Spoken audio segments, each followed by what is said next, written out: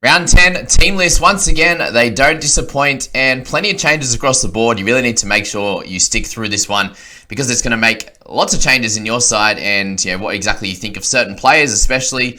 Sometimes there's positions being changed by certain guys, and it's really, really important for your team there. And the Dogs and the Raiders kick things off, and we still don't see Oluwapu in the starting side. Josh Reynolds keeps that 6 role, and I don't really think you can pick Oluwapu at this point, given he's a bench guy, because there's every chance he can come out and get you a 7 or an 8, which would be very, very tough. Braden Burns came out a high-grade MCL sprain there, so he's going to be out for a good while, and for him to play that game and score so well, absolutely incredible. But we do see Jacob Carraz come back. Won't be an option, but definitely someone to have a look at, given he got a very low score and he has a very high break-even. If he happens to see a couple of low scores, then he'll be a sneaky one in round 14, potentially there for sure. What you do with Alamotti at the moment is completely up to you. I understand selling and I understand holding as well. Jacob Preston, very much the same boat, and we will get into that in much more detail with Scoopy in tomorrow's video there. But Tavita Pangai, up to you again on that one if you want to sell completely for it. If you want to hold and give him another chance, you can loop him in this one, guys. So he plays the first one of the round. You can have him in EMG 5 and see what happens with his score. And if he goes well, then you can chuck a non-playing guy, whether it's Lockie Miller or something, in 4 and take his score. But that's probably the best part of it. Apart that you don't have to clearly play him, but that's not really good for a guy that's in the 500s and you're wanting to play and score really well week in, week out. So that's that in this one. You see Franklin Pele come back. The interchange is an interesting one. Sam Hughes, Ockenbaugh, Pele. Just down on troops. Max King returns, which is very much a welcome addition, but the rest of these guys need to play big minutes and do it well. Raymond Fatala-Mariner is a sneaky, interesting one as well, given he's super cheap and had played big minutes on the weekend. I think he'll be able to play big minutes again, probably a little bit less than what he did in that round 9 clash, but still, I think he's definitely got some money to be made now that he's getting a bigger role, and he deserves it because he's a good player. On the Raiders side, Xavier Savage comes in on the wing, and he's someone to have a look at over the next, probably this week. And, potentially if he scores low, we can get a little bit of a drop on him, and he potentially moves to that fullback position. He's been playing on the wing in the New South Wales Cup side, so just be aware that he may stay here for a while too. So that's that. Tomoko keeps doing well, guys, so have a look at him for sure. Joe Tapani, if you own him, I can understand why you'd be frustrated and why you look to sell, especially when you got Horsburgh, who's getting 70 minutes at the moment, and it doesn't look like anything will change with the interchange that they've showed there. You've got Matiotta there, who probably plays lower minutes as well as Salo there, and then you've got Gula and Starling, so the normal kind of splits for those guys. Surely Taps plays a few extra minutes in this one. It won't happen, but surely. Anyway, Horsburgh still a great buy, guys, and we'll speak about him in further detail tomorrow as well with Corey Harawira moving to the reserves. So that's the first one there. Eagles and the Broncos kick off the next game. Just remember you have the games on Friday night, this is one of them, and then 3 on Saturday, 3 Sunday, just for your rolling lockout and making sure you know exactly where you're at in your team selection. So Eagles, we got Trbojevic back. We have Talatau Kola back. We also have Brad Parker, which is good news for all them. They're getting a few troops back, and Ruben Garrick goes back to the wing. So the center experiment only was a 1-week thing apparently. So yeah, Garrick becomes much more of a better option now that he's back on the wing, and the team looks like it will do better. Sean Kepi comes in. Jake Trbojevic is out with a calf complaint, which is not ideal for them, given he's very much a glue of this side. Kepi, if you still hold him, likely that most people don't, he will get a few extra minutes in this one. And Aaron Woodsy, Sharon, just gets his spot on the interchange, which is always great news for any ball club. For the Broncos, we got Walshy up top. Very, very interesting in what you do with him as well. Do you think he plays Origin now? Ponga's he's got a few more chances to show his worth and get in that squad. Do you pick him just on merit and how he's been playing in Origin, or do you base it off form this year? Because if it's form this year, that's clearly Walshy, especially with AJ Brimson out. So I still think Walshy will be a hold, and this could be a game where the Broncos play a bit better with Haas back, with Man back, and that could be a good sign for you to hold on, even though he does have a high break even and hasn't scored well the last couple of weeks. So he definitely has more upside than the likes of Hammer. So I'd say Hammer would be a sell more than Walsh's, if that helps you out. In that one, Reynolds is doing really well, so holding steady with him. if you held on to Payne Haas, obviously this week I wish I had him, but he's going to be one to score really well in this one and could be a potential captaincy option if you aren't sitting there with Hines and you're still worried about Cleary not kicking goals. So that's that in that game. Moving to Warriors and the Panthers, and on that side of the ball, Chance has been named, which is absolutely great news for anyone who decided to hold on and needs a wing fullback this week, especially with Lockie Miller out. So that's great news for him. Dylan Walker still keeps his spot, but again, none of these guys in the outside backs are of any worth to our squads right now. Johnson's a clear hold, guys. You've got Tohu Harris being named again in the 13, which is great news for them, and bad news if you selected Josh Curran. Still means, guys, there's every chance that Tohu doesn't play this one, but if you did grab Curran this week, you're hoping that Tohu doesn't end up playing. Jackson Ford, a clear hold, guys, a dual position guy. Not super expensive yet, still making money. He will do a job for your side still. And the prospects of Tomale and also Bunty Afoa, it doesn't help them too much. And Adam Fanua-Blake, if you're looking at him, if Tohu comes back, I think Adam Fanua-Blake's minutes drop. So keep that in your mind as to if you're making that decision or not. In the Panthers side, we have Cleary still named. Everything is as normal, except for Fisher Harris coming back. So still no Spencer Leniu with his injury. It sounds like he wasn't going to play last week. And same with this one here. Hosking and Sorensen still remains the same. And in the reserves, you just see Luke Garner there as well. So just normal things. Spencer Leniu being named in the reserves as well, but that's not going to affect anyone of note for us. So that's that. Isaiah Yeo, guys, still get 3 weeks of greatness out of him. So if you are looking at him, I'm never going to push you away from him. Hosking, up to you. He's going to be like a 48 to 52 type of scorer for the year, unless he's getting the odd try or something like that. So he's had a little bit of a lean run of recent time, but good to see he played 80 this week, and Sorensen was the one to get a rest instead of Hosking. So I think that can continue, but obviously we don't know exactly what's going through coach's head each and every week. Sharkies and Dolphins, the quest to get the great Nicholas Hines into our squads. And it's going to be a fun one to try and do it. But I will be trying to make sure it happens, that's for sure. But in this team, we do see Dale Finucane come back into the 13 role, which is a little bit annoying for my Sir Cam McInnes. To be honest, if you got 48 minutes last week, McInnes, I don't think much changes here. You got Kaufusi and Royce Hunt in the forward rotation. I think, realistically, McInnes probably comes on in that first rotation for Kaufusi and or Hunt. I'd say Jack Williams probably likely to be first, or when Hunt comes off, Finucane goes to 8 and McInnes goes to 13. So I doubt it really changes his minutes too much. Like, he was getting about that 45 when Finucane and Toby Riddle for there anyway, so I don't really see much changing for him. And that was kind of the thing.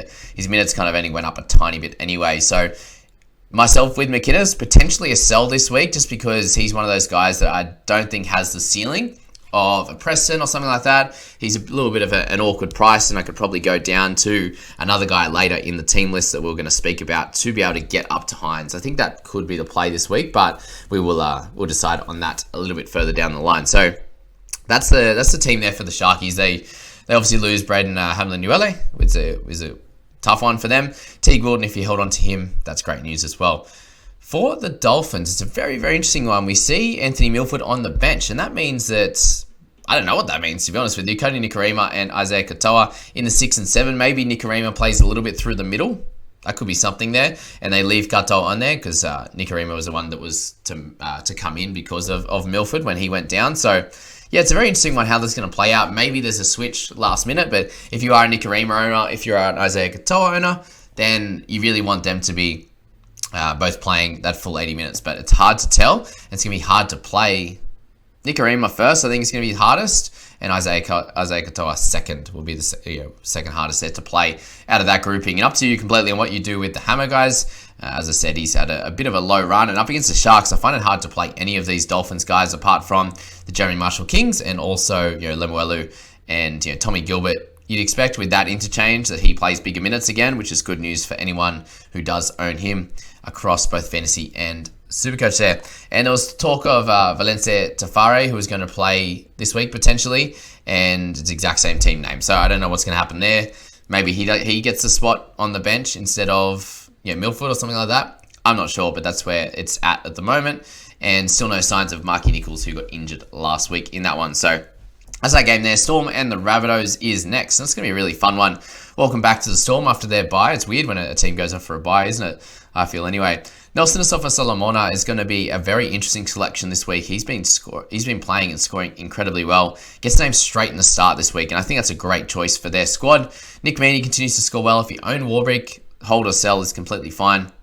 In that one, Trent Leoro and Eli Katoa both been named. Trent obviously is going to be making money, which is good. Ellie, if you did hold on to him, I think is a hold or a sell as well. If you hold this far, it's probably continuing and hold if you didn't trade him out last week there. But yeah, that's where we're at with the Storm guys. Not too much else to say. For the Bunnies, the biggest news for us is Tavita Totola in the starting side. And that's good news, obviously. And what we're looking at with him is hopefully just getting through another game.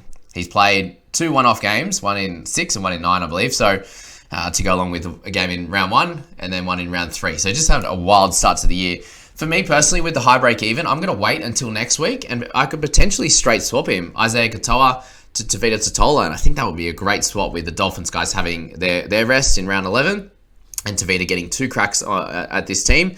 And if he gets a 40 or something like that, it's great news because that's exactly the scoring that we're going to want in our side, and another guy that's going to be playing in 13 when Murray is away and the like there. So Hame Sele in the starting side, good news as well. Potentially Arrow starts ahead of him. I'm not exactly sure how this is going to play out. Cheekham host in those positions. It's an interesting bench with Davy Moale out, so not good for anyone that owns him. But Jed Cartwright, Arrow, Knight, and Bird is some minutes to go around. Liam Knight returns. I doubt he gets anything more than like 30 minutes in his return, so I think Totola is probably going to get around that 50 mark in terms of minutes and probably a 40 to start, and then as he works into the season. Let's just hope that he gets through this one for sure. Let's go Tigers and the Dragons. And Dream Buller is someone that is high on my hit list this week. I will be grabbing him as a cash down, and I think I'll be starting him in my team there. With the Dragons squad being absolutely blown up, I think this is a good opportunity for Tigers to get their second win of the season. Second win in, 9 months. So good news for Tigers fans as they're coming up against the Dragons side. Yes, they're a big shake-up, but that means things are changing. And change can be good, but can also spell some panic, which I think it has, to be fair. And Griffin trying to keep his job, that's for sure. For the Tigers then, Tommy Talau back in the centres. So obviously the only chance that he's going to be able to get a good score and to go up in price, which is great. And potentially he's a last minute cover guy if I ever need something in the centres and the wing fullback, either this week with Miller being down or next week with Connolly Lemuelu being out. So very, very important news for that. So Tommy comes in for that one. Stafford keeps his spot in that backline, which is good news for anyone who's looking at him because he's been scoring really well.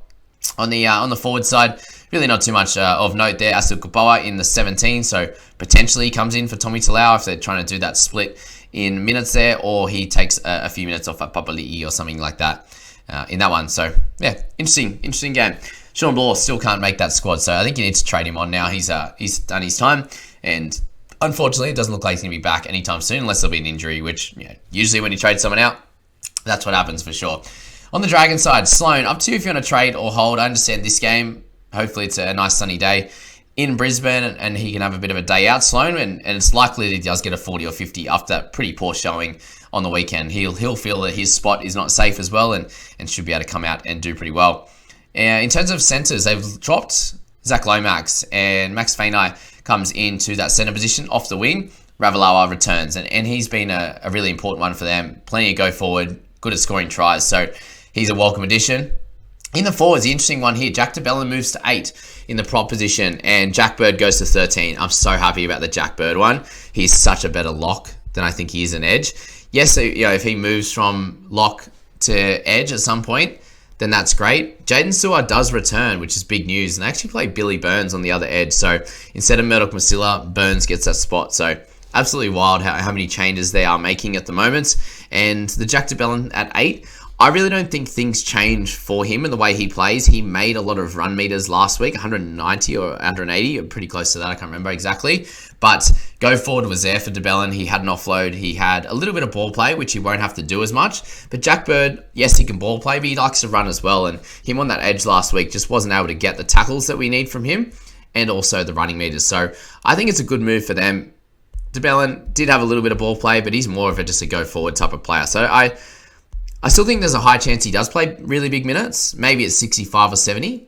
But then that means that, probably not going to play, Is Sewer going to play big minutes straight up? Is Burns going to be an 80-minute guy, or is he going to be a 50 and Murdoch-Masila comes on for 25 or so? And if that's the case, when you've got Jaden Sullivan coming in, he's going to be the one to replace Moses Zembai. That only leaves Michael Molo and Josh Kerr as those middle forward rotation guys. And that means that, Bird maybe doesn't play the full 80. Obviously, Laurie won't, and DeBellin maybe is a 65-70. And I think in that position, he's still going to hit you about that 50 mark if he plays 65-70. It does scare you a little bit, obviously, that they might be changing things a little bit, but I think DeBellin's been a shining light for them in that last few games and has been very helpful. So that's that. Toby Couchman moves to 18 along with Jaden Hunt. So if you have Couchman, the experiment's failed. Unfortunately, you can trade him out. You can hold him as the looper. Up to you this week, but yeah, not good overall. Roosters v Cowboys. Some good news on the injury front. It sounds like Smithy has been named. Look, I'm not exactly sure if he's going to, how this is going to play out. Turpin's in the 14 role, and that means that he could come straight into the starting role there for Smithy if he is. We do need to find further news from him, and I think we will over the next few days. But him being named is right in line with what Roosters were saying. It was just a precautionary, and he'll be back at training early in the week. That was the call. I think today they said he was going to be back at training. So good news. Do you try and play him this week? Do you try and loop someone, and then if they don't do well, you can play Smith? I think that's probably the way that I'll be going about it. I was looking at trading him out, and now that he's been named, look, that means that I still continue keeping my hooker cover, and he'll be able to cover those sort of that mid and that hooking position, which is going to be a tough one for us going forward. I think the hooking position's been ridiculous overall, and the mids one's going to be very helpful through that bye period. So I think we'll be clearly holding Smithy now, and I'll find another way to get Hines, whether that's Alamotti down, McInnes as well. These type of guys, there's a guy on the other team list here that I'm very interested in, but the interchange is still super strong. And yeah, to be fair, Smithy played 55 minutes last week anyway, and if he's actually well in a drier footy game, I think that Smithy still will be able to score decently in this one. The Butcher brothers killed it. I still think you can't trade them in, but yeah, that's that in that one. Thankfully, Joey Manu stays at 6. Drew Hutchison keeps the centre jersey, which is what we thought. He's just that Mr. Fix-It, Mitch Orbison type. And then just lastly, the Ben Murdoch-Masila train continues. Hopefully he's got a little bit more cash to cash in for us to build, and then I can't wait to cash him in and just go, all that cash. Thank you, Ben. You're the best cash cow in the land. Thank you. That's all I got to say, I think, on the Roosters side. Oh, wait. That was a Dragons player I'm talking about. Anywho, I'm talking shit now.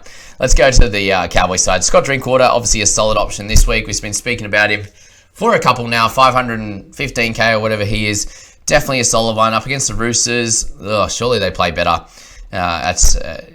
In Brisbane there at Suncorp, surely. That's all I've got to say. The person I'm interested in, though, is the great Hylam Lukey. Every time he's come in, he's scored really well. And now that he's starting, it's great news. I doubt that they could play anyone else I doubt they can play Lukey any less than 65 minutes in this team. You got Josefsky there, obviously been playing 80. Cotter, hopefully he does get to some decent minutes again. McLean and Hess will switch with, obviously, Granville and Tanur Brown. Then you've got Dunn and Finafeke. I'm going to get someone to teach me that one. I haven't tried that one. I haven't practiced that one yet, but that's a good name. Let me know in the comments how to say that one, and I'll practice a little bit as well. But yeah, Robbo, a solid one, obviously, to pick up. If you own him, just keep hold of him. He's the best guy for the Origin bye period. And yeah, Hylam, cheap, low break even.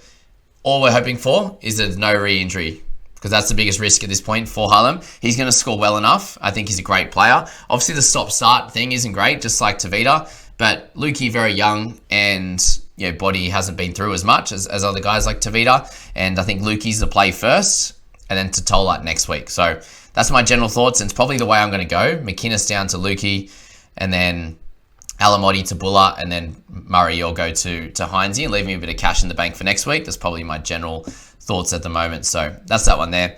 And the Titans and the Eels, 625 to finish off the round. Jaden Campbell has been named. We need to find out more on Brimson and what's happening with his injury before we make any decisions on Campbell, but he's going to be a great wing fullback option if you get the chance. Obviously against the Eels, who came out with a banger of a game last week. Not the best game to pick up someone like Campbell. And if we're not sure how many weeks we're going to get out of him, it's a little bit stressful. Obviously, when he didn't score well the week before off the interchange, and his break-even is not super low. So that's that there.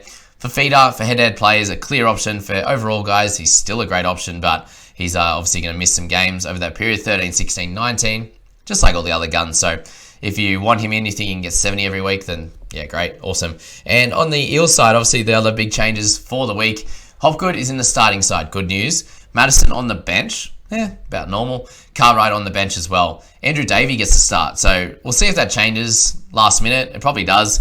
Hopgood, still a great option. I think you can wait a week if you want. Obviously the break-even's a bit lower, but you just see how he comes out and plays, because in those lower minute games, he didn't play and score that great. Last week was just a wild one. He's just an absolute animal.